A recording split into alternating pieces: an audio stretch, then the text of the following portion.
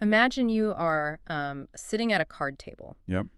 The dealer slides your cards across the green felt. You pick them up, and your heart just immediately sinks. Well, we've all had that feeling. Right, you have been dealt an absolutely terrible hand, like the worst combination of cards possible.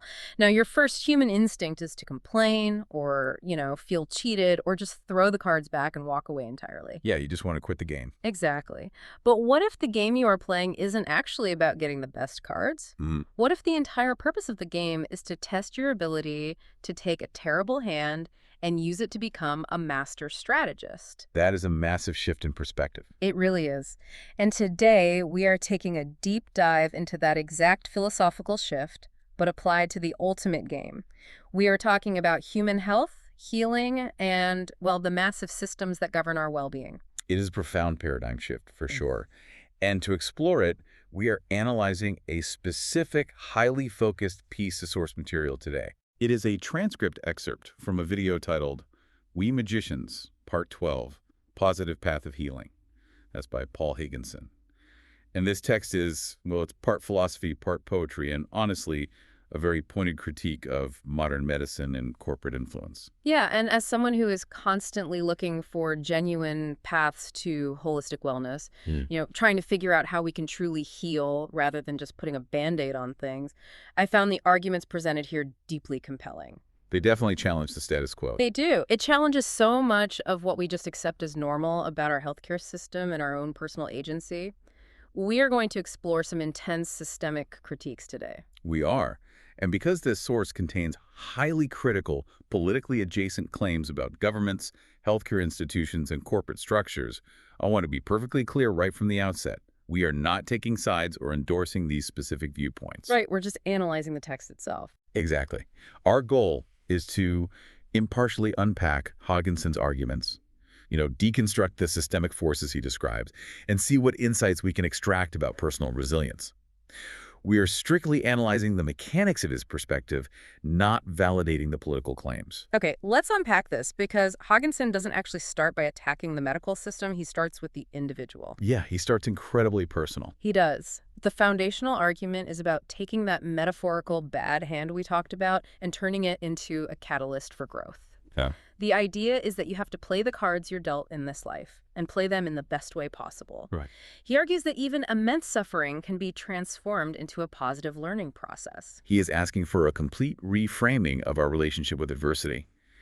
Instead of viewing the hand you were dealt as this negative burden, you find the purpose in it. You look for the lesson.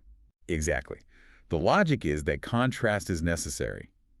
The bad hand exists to make you appreciate the good one. He uses some very evocative poetic imagery here, actually, stating that within the darkest hours, a seed of growth may bloom. I love that imagery. It's like being a contestant on one of those intense cooking competition shows. Oh, right. Yeah, where they hand the chef a basket of terrible, completely mismatched ingredients like stale bread, a fish head, and, I don't know, gummy bears. A nightmare basket. Totally. But if the chef just stands there and complains about the ingredients, they lose.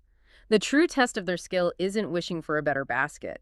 It's figuring out how to masterfully transform those exact difficult items into a nourishing meal. That's a great way to put it. And Higginson specifically mentions the scars of a bad childhood. Those are some of the toughest ingredients a person can be handed. They really are. Yeah. And psychologically speaking, what he's describing is the bedrock mechanism of human resilience. He urges us to steadfastly deny the allure of negativity. Steadfastly deny. That requires real effort. It does. It's an active choice. Because when you make that conscious choice, you cease to be a passive victim of circumstance. You transition from a state where things really happen to you to a state where you are an active agent, using your circumstances as stepping stones to ignite an inner flame. Wow. The individual reclaims their power by refusing to let the trauma dictate their future. And I think it's important to note that the text doesn't fall into the trap of toxic positivity either. No, not at all. It fully acknowledges the deep scars and the dark hours. It's simply saying that the darkness is exactly where the seed is planted. But, internal resilience is really only the foundation. Right, because eventually you hit a limit. Exactly. Eventually, a person dealing with severe trauma or deep childhood scars reaches a point where they need external help. They look for a healing balm. And that is exactly where Higginson argues you hit a massive institutional wall. Yeah, and this is where the tone of the piece shifts dramatically. When people seek that external healing, the framework moves from a personal philosophy to a macro-level systemic critique. This is the heavy stuff. It is. Huygensen makes the bold claim that the medicines we really need are quite literally banned. He says that natural cures, the things that could genuinely and permanently heal us, are supposedly suppressed with cruel calm. Cruel calm, that is such a striking phrase. It really paints a picture, doesn't it? It does. Because cruelty is usually depicted as aggressive or, malicious. But a calm cruelty implies a system that is just coldly functioning, completely indifferent to the suffering it's causing as a byproduct. That's a great distinction. He argues that natural cures upset the powers that be simply because they don't fit into a business-oriented society. What's fascinating here is how he views the entire wellness landscape purely through an economic lens. The argument is that profits drive their motives. That's a direct quote. Right. He even calls this dynamic humanity's fall from grace. Just think about the underlying mechanics of a profit-driven healthcare system. In a world where business thrives on recurring revenue, a natural path that offers a permanent cure completely disrupts the economic model. It totally disrupts it. It makes me think of the subscription software model, SaaS, that tech companies use. Oh, that's an interesting comparison. Yeah, like a tech company doesn't want to sell you a program once and never see you again. They want you paying a monthly fee forever for access or for constant patches and updates. Right, the one you locked in. Exactly.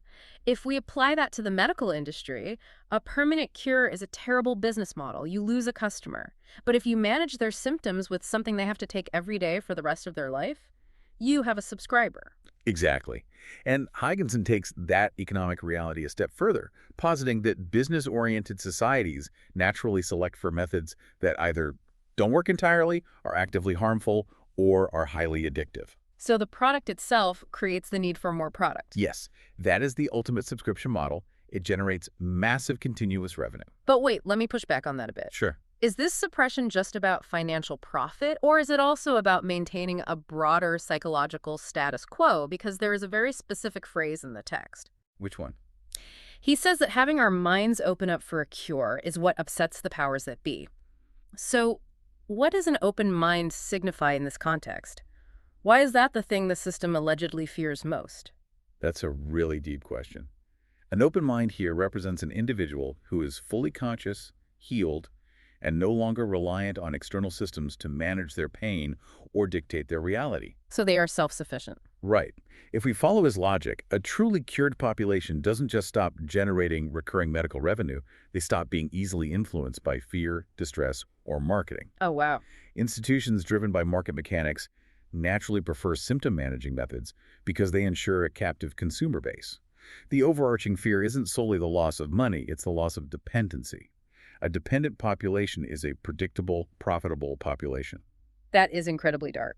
So if the entire system is structurally designed to keep us dependent, who exactly is the villain here? Because it's incredibly easy to just point a finger at the medical establishment as this monolithic evil. It is, but the text is very careful to draw a sharp line there. Yeah, it explicitly exonerates the individual healers. The doctors and health workers themselves are not the problem. No, he describes doctors and healers as being noble at their core. He says they genuinely seek to mend. Right. The antagonist in this narrative is not the physician sitting across from you in the exam room trying to figure out what's wrong. Yeah. The true antagonists are the massive corporate entities. The ones behind the scenes. Exactly. The text argues that these corporations have an insatiable need to maximize shareholder value, and they use their immense capital to infiltrate governments and consolidate power. He talks about how the web of corporate ties bends the noble intentions of these healers. Like, you have someone who dedicates their life to healing, goes through years of grueling medical training, but they end up trapped in a system that forces them to operate contrary to that fundamental goal. If we connect this to the bigger picture, we have to look at how that trap is actually constructed. It's not just a shadowy conspiracy. It operates through very mundane, bureaucratic mechanisms. Well, Huygensen states that specialists are trained specifically to work with corporations to market their huge money-making so-called medicine. And how does this happen? Through educational and training pipelines. Corporations heavily fund medical research, they sponsor continuing medical education, and they influence the clinical guidelines that dictate standard of care. So the system is built around them from day one. It's kind of like an incredibly talented, classically trained musician who just wants to create beautiful, transformative symphonies. I like where this is going. Yeah. So they sign a contract with a massive record label to get their music out to the world. But suddenly the label says, we aren't funding the symphony. You can only play these cheap, repetitive, three-chord corporate jingles because our data shows that is what sells. What they dictate the art. Exactly. The musician hasn't stopped wanting to create art. They aren't evil. But the structural reality around them completely dictates their output. A doctor is that musician, forced to prescribe the profitable corporate jingle instead of the natural symphony. The structure dictates the output. That's perfectly said. And when the structural incentive is profit over permanent healing, the market-driven methods become what Haagensen calls a facade veiling truth. A facade. Yeah, they offer the illusion of health, or at least the management of disease, while actually robbing people of their underlying vitality. Which actually brings us to his concrete examples of how the system normalizes destructive habits to fuel its own growth. Here's where it gets really interesting, because he points a finger directly at something deeply embedded in our daily culture, and that is alcohol. He pulls no punches there. He doesn't.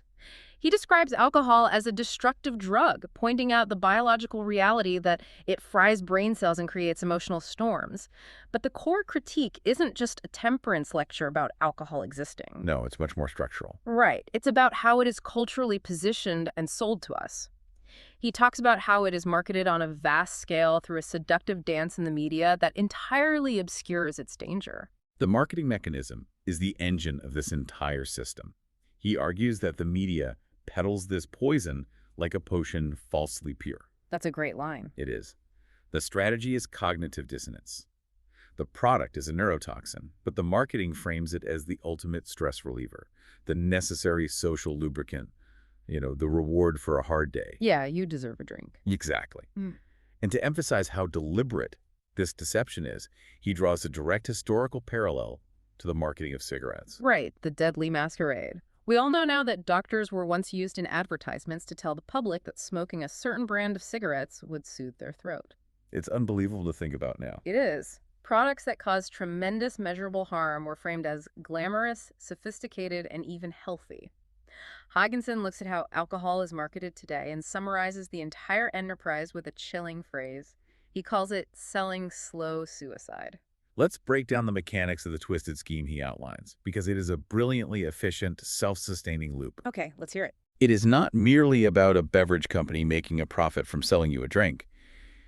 The efficiency of the system is that by aggressively marketing and normalizing habits that foster emotional storms and physical decay, they create a huge market for people requiring cures. Wow, it's the ultimate closed-loop economy. Exactly. It's the sickness profit loop. Huh. The corporate structures profit on the front end by selling the slow demise, the alcohol, the processed foods, the chronic stress lifestyles. Right. Then, when your body inevitably breaks down, they profit again on the back end from the market-driven, often addictive pharmaceuticals used to treat the resulting sickness.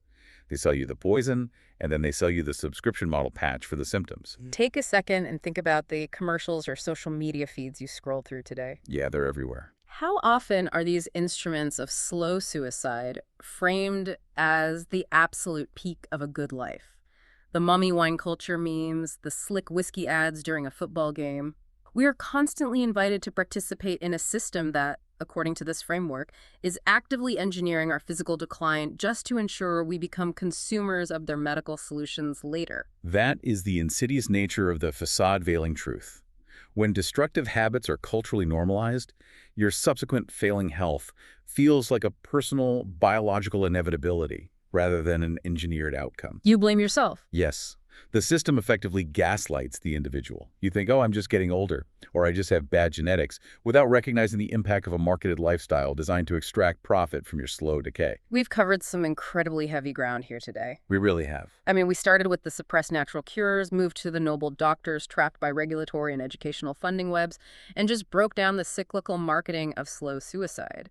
If you stop there, it paints a picture of a massive, inescapable labyrinth. It sounds pretty bleak. It does. But Haagensen doesn't actually leave us in the dark. He doesn't. Despite outlining this pervasive corporate dominance, the core message ultimately returns to individual agency. He explicitly states that within this twisted scheme, a choice still resides. That's the key. Yeah, the individual is not permanently disempowered, provided they can recognize the game being played. So, what does this all mean? We began by looking at the inner game of healing, the psychological power of looking at a terrible hand of cards and choosing to find the seed of growth instead of succumbing to a victim mentality. Right. Then we explored the macro level systems, how profit-driven institutions naturally select for symptom management over cures, trap our healers, and sell us addictive poisons disguised as glamorous relief. But the journey synthesizes with a call to reclaim our own well-being. He issues a very clear directive. He says, weave a new narrative. To create a tapestry of grace, you have to actively seek the path where true healing abides. You have to step out of the loop. Exactly.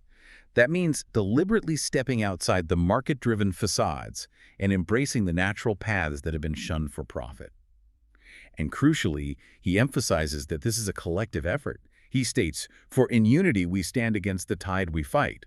The goal is to restore our radiant light by rejecting the systems that profit from dimming it. Weave a new narrative. If the current narrative is written by corporations trying to sell us both the poison and the Band-Aid, well, the only way out is to stop reading their script. Exactly. You have to reject the slow suicide and actively seek the natural balms that actually address the root cause of the childhood scars. It is a massive undertaking to step outside of normalized culture, but the text makes it clear that it starts the moment you decide to open your mind to it. This raises an important question, one that brings all of this systemic theory right down to your daily life. Because understanding the sickness-profit loop is really just the diagnostic phase. The treatment requires action. Right. You are the one holding the cards. So if our modern environment is built on an economic model that obscures true healing, what is the very first small, rebellious act of natural wellness you can take today, completely outside of that commercial system, to begin weaving your own new narrative? Maybe it is time to take a closer look at the cards you are holding, acknowledge the bad hand for what it is, and realize that you get to decide exactly how they are played.